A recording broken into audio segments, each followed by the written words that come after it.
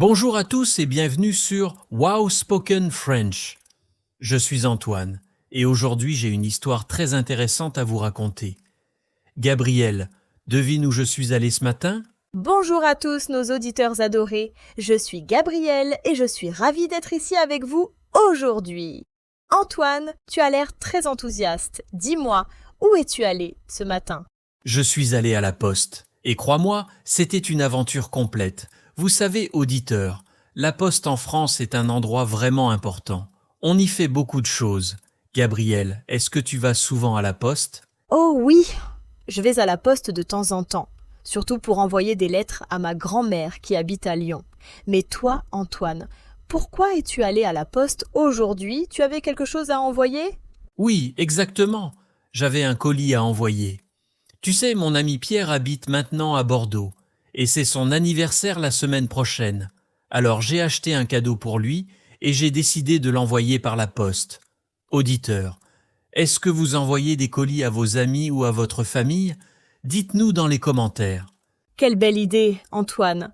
Un cadeau envoyé par la poste, c'est vraiment touchant.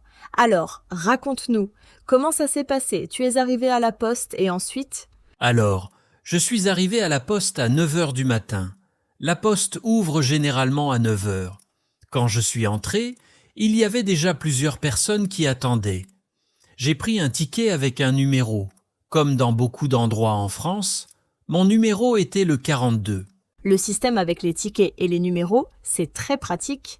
Comme ça, tout le monde attend dans l'ordre. Et après, qu'est-ce qui s'est passé? Tu as attendu longtemps? J'ai attendu environ 20 minutes. Ce n'était pas trop long. Pendant que j'attendais, j'ai regardé les différents services proposés par la Poste. Saviez-vous, auditeurs, que la Poste en France offre beaucoup de services? On peut envoyer des lettres, des colis, mais aussi ouvrir un compte bancaire. C'est vrai. La banque postale est très connue en France. C'est pratique d'avoir la banque et la poste au même endroit. Mais revenons à ton colis, Antoine. Quand ton numéro a été appelé, qu'est-ce que tu as fait? Quand le guichetier a appelé mon numéro, je me suis approché du guichet. Le guichetier s'appelait Monsieur Dupont. Il était très sympathique. Il m'a dit « Bonjour monsieur, je peux vous aider ?» Et moi j'ai répondu « Bonjour monsieur, je voudrais envoyer ce colis, s'il vous plaît. » Très bien. Auditeur, répétez après Antoine. Je voudrais envoyer ce colis, s'il vous plaît. C'est une phrase très utile quand on va à la poste. Antoine, et ensuite, le guichetier a pesé le colis. Oui, exactement. Monsieur Dupont a pris mon colis et il l'a mis sur la balance. La balance, c'est l'appareil pour peser les objets. Mon colis pesait 2,5 kg. Puis il m'a demandé « Où voulez-vous envoyer ce colis ?»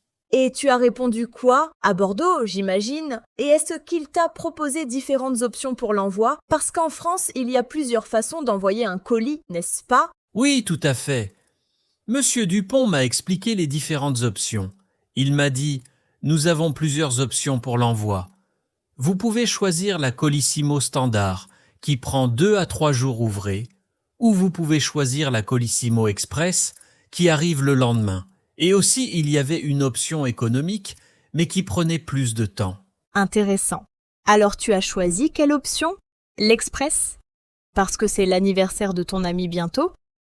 Auditeur, si vous deviez choisir, vous prendriez quelle option? L'économique ou l'Express? Répondez dans les commentaires. Comme l'anniversaire de Pierre est la semaine prochaine, j'avais le temps. J'ai choisi la Colissimo standard. Monsieur Dupont a ensuite demandé « Est-ce que vous avez l'adresse du destinataire ?» Le destinataire, c'est la personne qui reçoit le colis. J'avais noté l'adresse de Pierre sur un papier. Ah, c'est très important d'avoir l'adresse correcte. En France, l'adresse comprend le numéro et le nom de la rue, le code postal et le nom de la ville. Antoine, tu avais toutes ces informations? Oui, j'avais tout noté.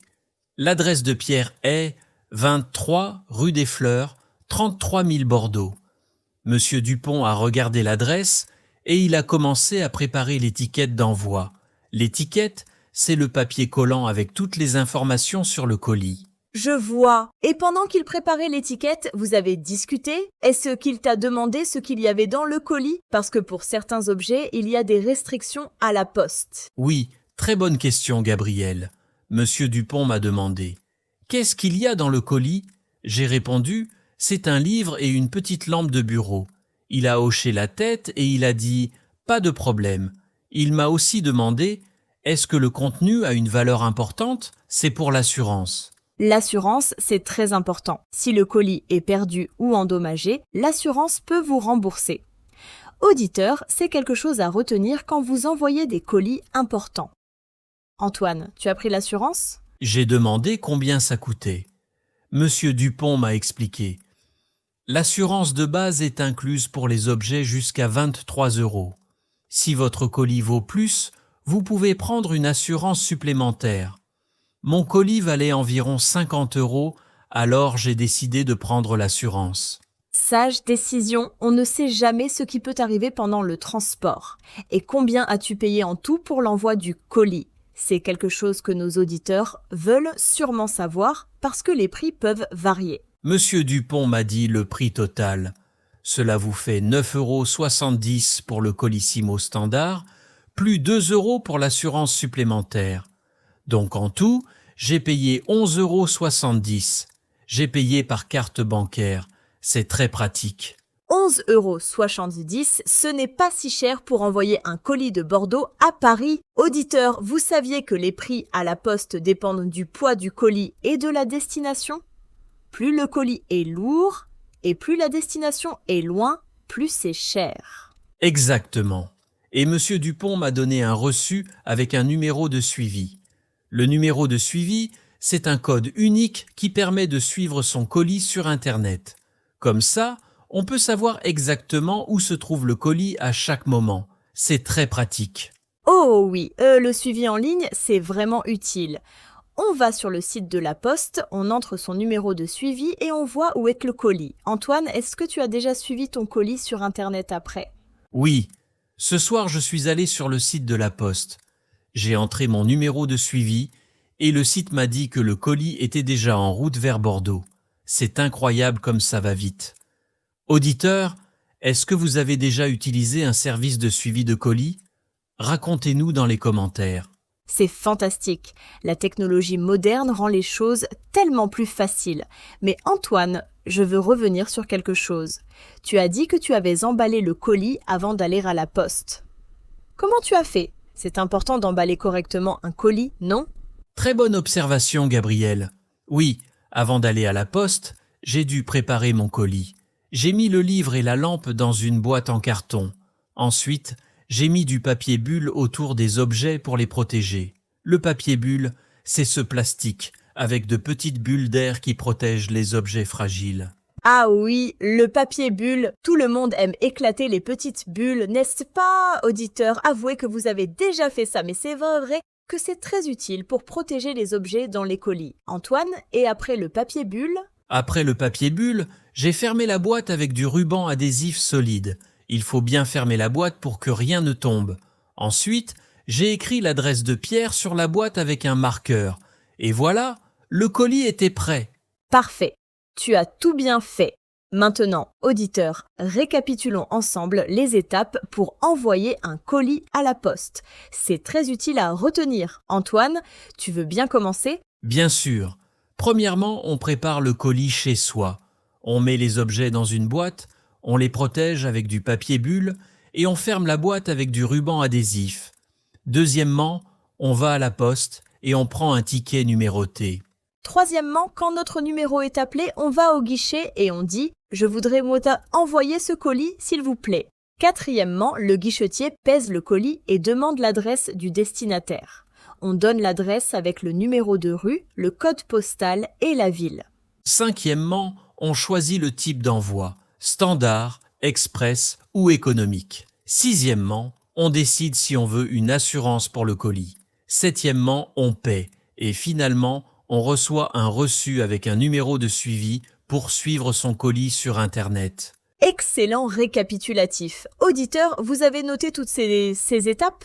Elles vous seront très utiles si vous visitez la France et que vous devez envoyer quelque chose.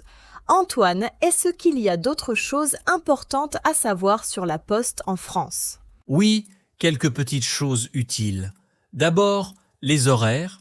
La plupart des bureaux de poste sont ouverts du lundi au vendredi, de 9 heures à 17 heures ou 18 heures. Certains sont aussi ouverts le samedi matin. Il vaut mieux vérifier les horaires avant d'y aller. Très bon conseil. Et est-ce qu'on peut aussi acheter des timbres à la poste? Parce que parfois, on veut juste envoyer une lettre, pas un colis. Absolument. À la poste, on peut acheter des timbres pour les lettres. Un timbre pour une lettre ordinaire en France coûte environ 1,20 €. Et si vous voulez envoyer une lettre à l'étranger, le timbre est un peu plus cher. On peut aussi acheter des timbres dans les bureaux de tabac, ce sont les magasins où on vend des cigarettes et des journaux. Intéressant. Les bureaux de tabac en France, c'est vraiment polyvalent. On y trouve beaucoup de choses différentes. Auditeurs, est-ce que vous avez des bureaux de tabac dans votre pays? Dites-nous dans les commentaires. Antoine, une dernière question. Est-ce que Pierre a reçu son colis à temps pour son anniversaire? Oui, Pierre m'a envoyé un message 2 jours après. Il était tellement content. Il m'a dit merci 1000 fois. Et grâce au numéro de suivi, j'avais pu voir exactement quand le colis était arrivé chez lui. C'était vraiment une belle expérience. Je pense que maintenant je suis un expert pour envoyer des colis à la poste. Félicitations Antoine, l'expert de la poste. Auditeurs, j'espère que cette conversation vous a aidé à apprendre du vocabulaire utile pour la poste en France. Des mots comme le colis, le guichet, la balance, l'étiquette, le destinataire, le numéro de suivi. Vous avez retenu tous ces mots? Et n'oubliez pas les phrases utiles. Je voudrais envoyer ce colis, s'il vous plaît. Où puis-je acheter des timbres? Je cherche la poste. Ces phrases peuvent vraiment vous aider lors de votre prochain voyage en France ou dans un pays francophone. Exactement. Auditeurs, maintenant c'est votre tour de pratiquer. Essayez d'utiliser ces nouveaux mots et ces nouvelles phrases dans votre vie quotidienne. Et si vous avez des questions sur la poste en France ou sur le vocabulaire d'aujourd'hui, laissez un commentaire ci-dessous. Nous lisons tous vos commentaires et nous adorons vous répondre. Et si cette conversation vous a été utile, n'oubliez pas de vous abonner à notre chaîne Wow Spoken French pour ne manquer aucun épisode. Nous publions de nouveaux épisodes chaque semaine. Et partagez notre chaîne avec vos amis qui apprennent le français. Plus on est nombreux, plus c'est amusant d'apprendre ensemble. Antoine, tu as quelque chose à ajouter avant de terminer? Juste un grand merci à tous nos auditeurs fidèles qui nous écoutent chaque semaine. Vous êtes fantastiques. Et pour ceux qui nous découvrent aujourd'hui pour la première fois, bienvenue dans notre grande famille Wow Spoken French. Nous sommes très heureux de vous avoir avec nous. C'est si bien dit, Antoine. Allez, auditeurs, on vous donne un petit devoir amusant pour cette semaine. Essayez d'aller à la poste dans votre ville et d'observer comment ça se passe. Ou bien, imaginez que vous envoyez un colis à un ami en France. Qu'est-ce que vous lui enverriez? Dites-nous dans les commentaires. J'adore ce devoir, Gabriel. Moi, j'enverrai peut-être des spécialités de ma région. C'est toujours agréable de recevoir des produits locaux d'un ami. Bon, il est temps de conclure pour aujourd'hui. Merci à tous d'avoir écouté cet épisode de Wow Spoken French. Merci à tous, c'était un plaisir comme toujours. N'oubliez pas, chaque jour est une nouvelle occasion d'apprendre quelques mots de français. Même 5 minutes par jour, ça fait une grande différence sur le long terme. Continuez comme ça, vous êtes tous incroyables.